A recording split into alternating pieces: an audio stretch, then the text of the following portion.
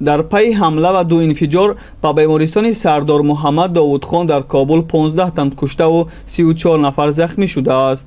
Рӯзномаи 8 субҳ бо такя ба хабаргузории Reuters хабар додааст ки манобеъи амниятии ҳукумати сарпарастии Толибон гуфтаанд ки инфиҷорҳо ва даргириҳои токунун ба таври пароканда идома доранд. хабари теъдоди куштаву захмишудаҳоро манобеъи амниятии Толибон ба Reuters таъкид кардаанд. тибқи иттилои Азия Плюс бемористони Эмерҷенсии Кобул ҳам гуфтааст ки токунун 9 тан аз захмиёни ин даргириҳо ба ин макон интиқол дода шудаанд, аммо гуфта нашудааст ки қурбониону захмиёни ин инфиҷорҳо аз шумули ҳамлакунандагону нерӯҳои Толибонанд ё аз шумори кормандони беморони бемористон. ба навиштаи манбаъ ин инфиҷорҳо нисфи рӯзии сешанбеи 2 ноябр рух додаанд.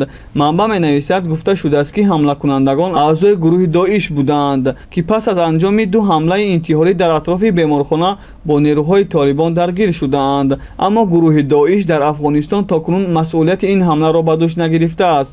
шумораи ҳамлакунандагонро 13 нафар гуфтаанд.